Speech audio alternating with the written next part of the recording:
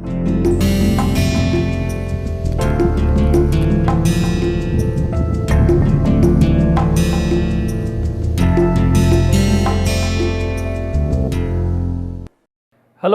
welcome to another module in this massive open online course.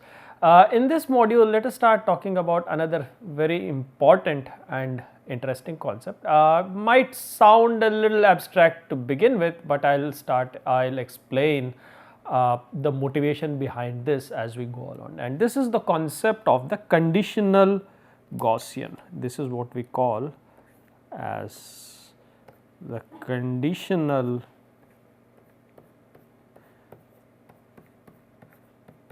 Gaussian, which arises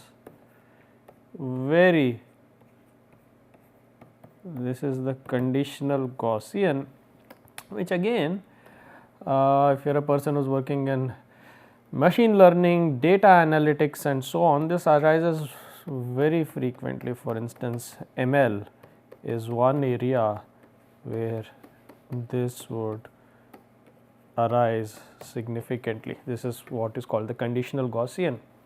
You can say this is the conditional Gaussian RV or random variable, or the conditional Gaussian probability density function, that is the PDF and so on. Now, the genesis of this problem, let us set the stage for this problem even before we talk about how to evaluate it. The background of this problem is as follows. So, we have a Gaussian random vector H bar. So, this is essentially your Gaussian random vector.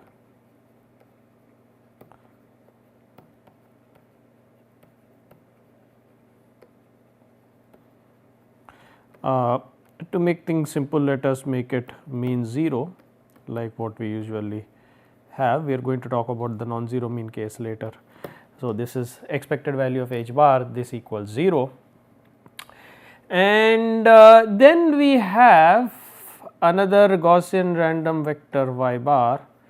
So, this is another Gaussian random vector. Again, for simplicity, let us also make this 0 mean, that is your expected value of Y bar. So, we have 0 mean Gaussian random vector H bar, we have 0 mean Gaussian random vector Y bar. Let us assign some sizes to them. Let us say this is an m cross 1 vector, let us say this is an n cross 1 vector. And the point is, this H bar and Y bar, these are jointly Gaussian, not just Gaussian, these are jointly Gaussian. Okay, so H bar and Y bar, these are jointly Gaussian multivariate random. These are jointly multivariate Gaussian, that is jointly Gaussian random vectors. Therefore, we have to talk also about other statistical quantities such as the covariance and the cross covariance of these quantities, right. So, what is the covariance matrix? Let us define the covariance matrix. Expected value of H bar transpose, this can be defined as RH. Naturally, this will be an m cross m matrix. Interesting, this is also what we are going to term as the prior. This is also what in many things such as, for instance, machine learning estimation, we also call this as the prior. That is, eventually when we are going to talk about how to determine H bar, this is the statistical information that is available in the beginning of this process. This is the prior or the a priori information. So, this is also known as the prior information, okay, or this is the a priori information, something that is important in the context of machine learning, statistics and estimation and so on. We also have the observation, let us call Y bar as the observation. So, this is your Y bar transpose. So, let us say, so this is the following nomenclature. This is the parameter vector that we have to learn, parameter to be learnt, or this is the parameter to be learnt or essentially estimated, right. So, that is essentially what we are talking about. But learnt or estimated from where? learnt or estimated using the observations. Okay. So, this is your observation or the observation vector. Okay.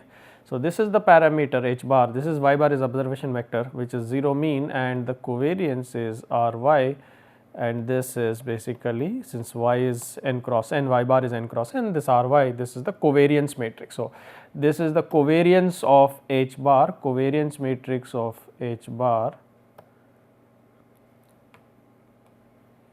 So, this is the covariance matrix.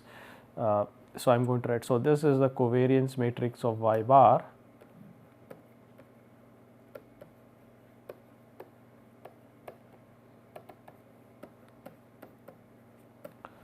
and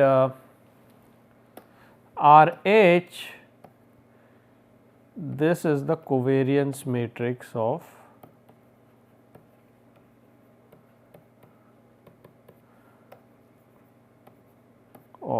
H bar, which of course, as we already said, this is an M cross M matrix. Now, we have the covariance matrix of H bar and we have the covariance matrix of Y bar. We need another quantity which is the cross covariance, which relates Y bar to H bar, which basically characterizes the interplay between these random vectors, that is the cross covariance matrix, that is expected value of Y bar into H bar transpose, or let us start with H bar into Y bar transpose. This is what we call as R H y. This is an M cross N matrix and this is the cross covariance of H comma Y.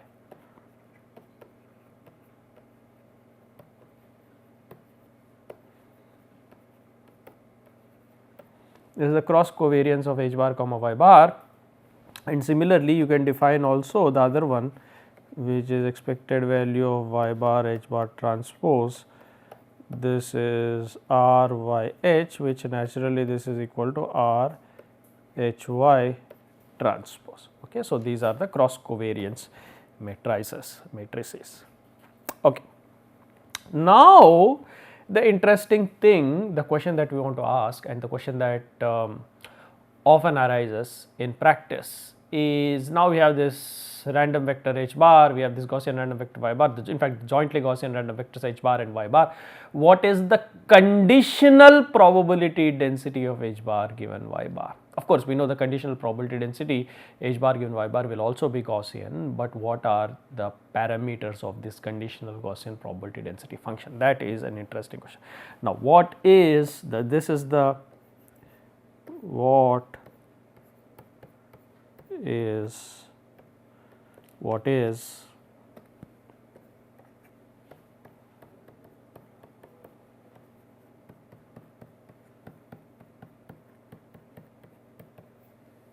the conditional Gaussian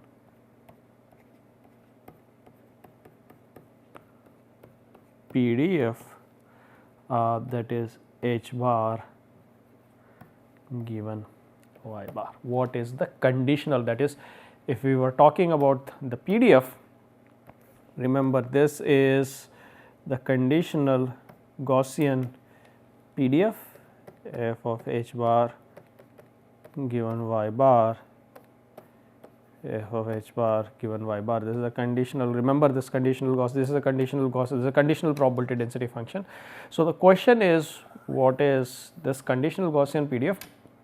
That is, why is this important? This is important in machine learning and data analytics, because remember Y bar is observation vector and you are trying to learn this parameter H bar, that can be something such as, for instance, the stock prices or the inventory of automobiles or basically the weather tomorrow. So, this is H bar is something that is unknown and something that is random, like a stock price, and Y bar basically comprises of the observations of the data that you have. Now, how do we determine H bar given Y bar? What is, how does the observation Y bar affect the randomness or the pattern corresponding to H bar, and we want to learn that. So, this conditional, so this can be, for instance, in your machine learning, this can be a random, something like a stock price, right. So, this can be a stock price and this can be, for instance, something like your observations.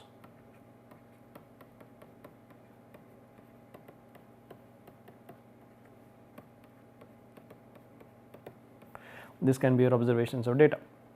So, how does this, what prediction can you make about the stock price having this observation vector y bar, and that is where your conditional probability density function has a very important, and this basically also has a role to play in estimation. Like for instance, you have the signal at the receiver, you observe the signal, what can you say about the channel, or what can you say about the data? That is essentially the concept of estimation. Same thing in data analysis, right? So, this conditional probability density function has a very important role to play. How do we derive this? Now, to derive this, so basically the question that we want to ask is how to derive the conditional probability, how to derive the conditional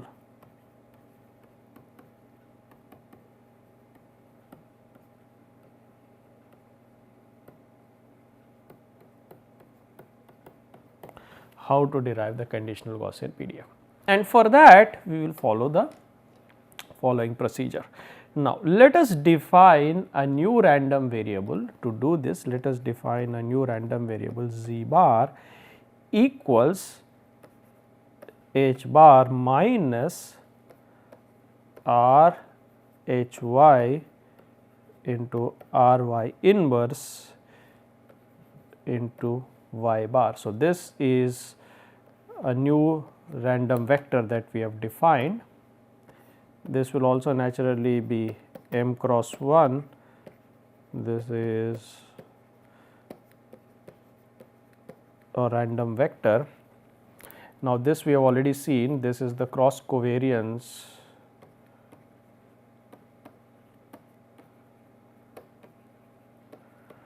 and this is the covariance matrix of y r y.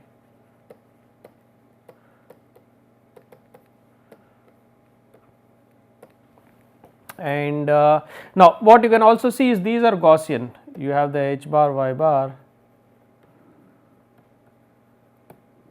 these are Gaussian, and now z bar, now naturally z bar you can see is a linear transformation of h bar and y bar, right. So, linear transformation of Gaussian random variables, random vectors gives another Gaussian random vector, right. So, z bar is also, interestingly, the first major conclusion you can draw, this is also Gaussian. Why is this Gaussian? Since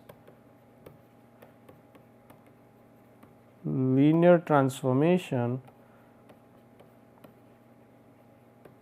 since this is linear transformation of h bar comma y bar, which are Gaussian or jointly Gaussian.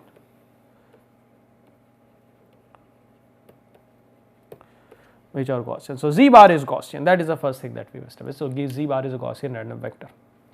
Now, what can you say about this quantity z bar? Now, let us start with the expected value or the mean of z bar. What is the expected value of z bar? So, expected value of z bar, if you look at this expected value of z bar, this is expected value of, well, h bar minus r h y r y inverse y bar. This is the expected value of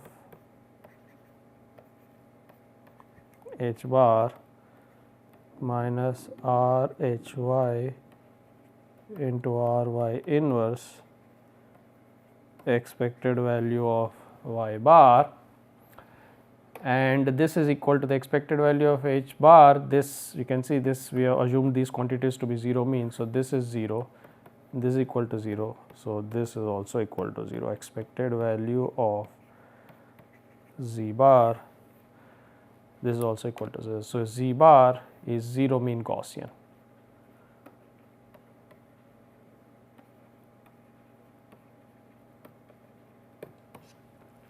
So, z bar is also a 0 mean Gaussian random vector. Okay, that is what we have established about this quantity. First of all, it is Gaussian because it is a linear transformation of h bar and y bar, and now the expected value is also 0. Okay. Now comes the interesting question, what can we say about the expected value of z bar y bar transpose, that is the cross covariance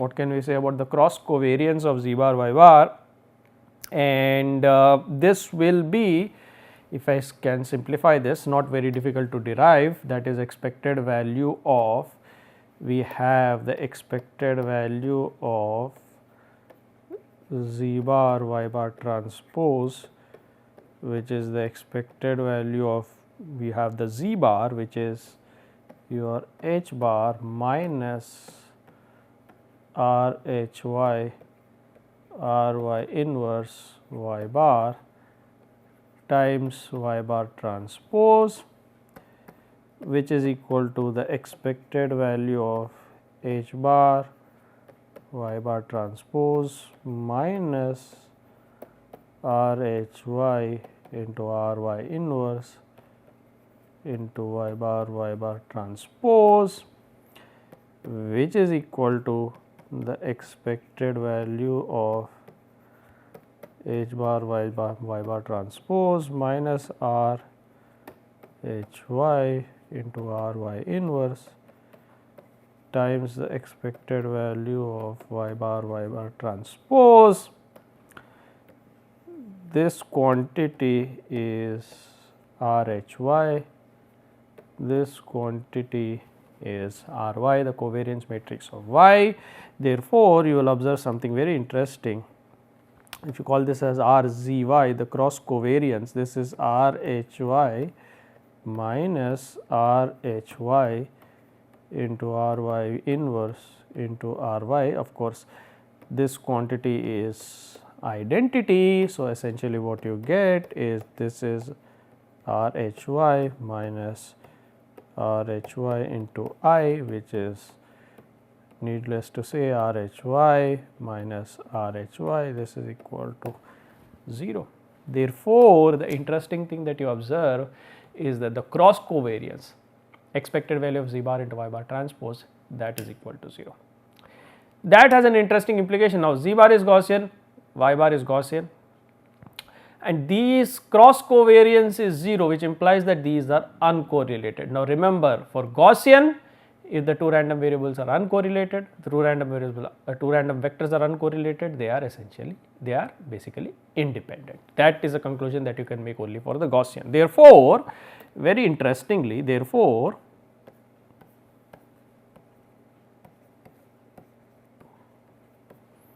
expected value of z bar y bar transpose equal to r y z equal to 0.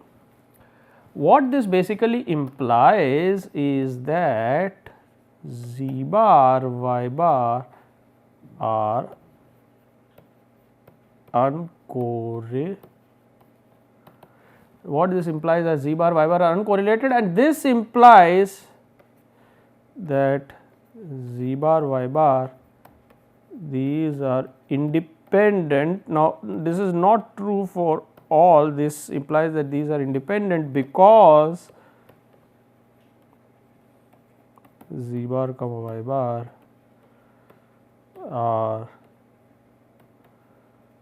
Gaussian. Alright, this is not always true, this is not always the case, but because z bar and y bar are Gaussian random vectors, since z bar and y bar are uncorrelated, this also implies that z bar and y bar are actually independent, which means that the PDF of, that is the conditional PDF of z bar given y bar, the technical definition for this is z bar given y bar equals the conditional PDF of z bar. This is the definition of independence of two random vectors.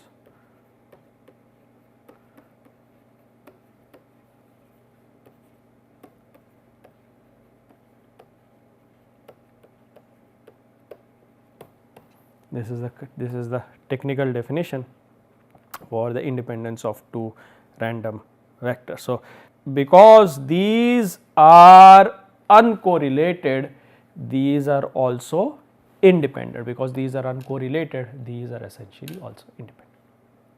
Now, remember, this is not our goal. Our goal is not to determine the conditional probability density function of z bar given y bar. This is only a tool that we are employing to determine the conditional PDF of y bar h bar given y bar. Alright, so let us not lose sight of that. That is our eventual goal, to determine the expected value of covariance. We know it is Gaussian. We want to determine the expected value and the covariance of h bar given y bar. That is the conditional PDF we want to derive, and we are using z bar as a tool for that. Now, let us start with that to prove. So, we have established that z bar and y bar are uncorrelated, and since they are Gaussian, they are independent. Now, let us proceed towards our goal. Now, let us start with expected value of z bar given y bar. Now, this is equal to expected value of simply z bar. Why does this arise? Because z bar is independent of y bar. So, the PDF is basically PDF of z bar given y bar is simply the PDF of z bar, which implies that expected value of z bar given y bar is simply the expected value of z bar, that is the average over the PDF of z bar, right. So, this arises because of independence.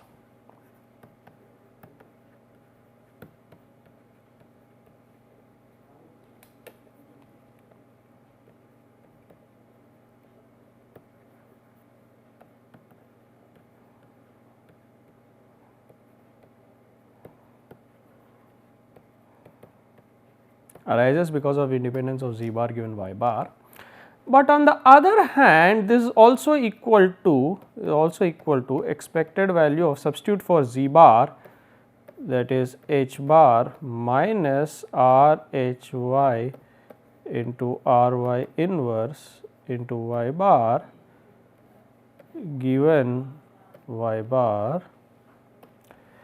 which is also equal to the expected value of h bar given y bar minus r h y into r y inverse expected value of y bar given y bar.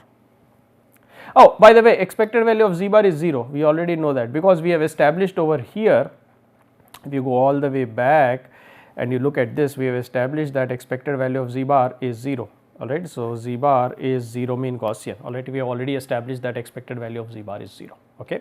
Now, the point is we are trying to simplify over this expected value of z bar. Now, this is expected conditional expectation of h bar. Now, look at this expected value of y bar given y bar, this is simply equal to y bar, right, because given y bar, if you ask the question what is the PDF or what is the expected value of y bar, that is simply y bar, right, because y bar is already given.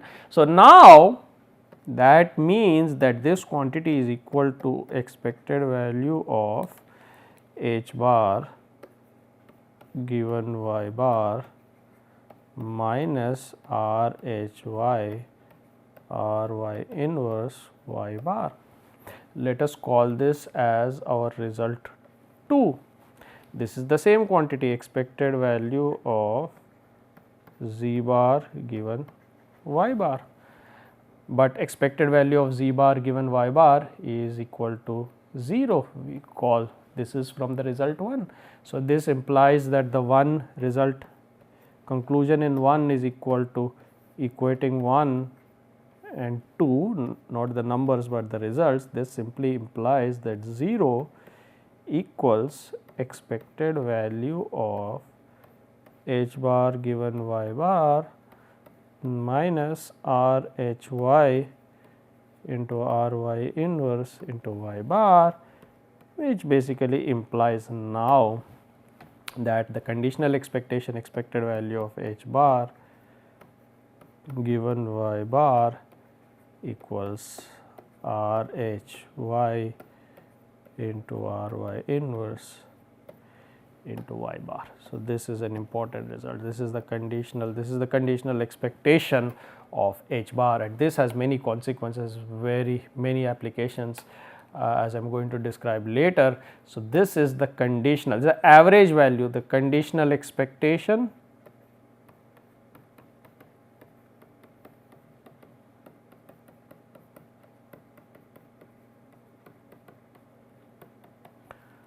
or you can say average value of h bar given y bar having the observation.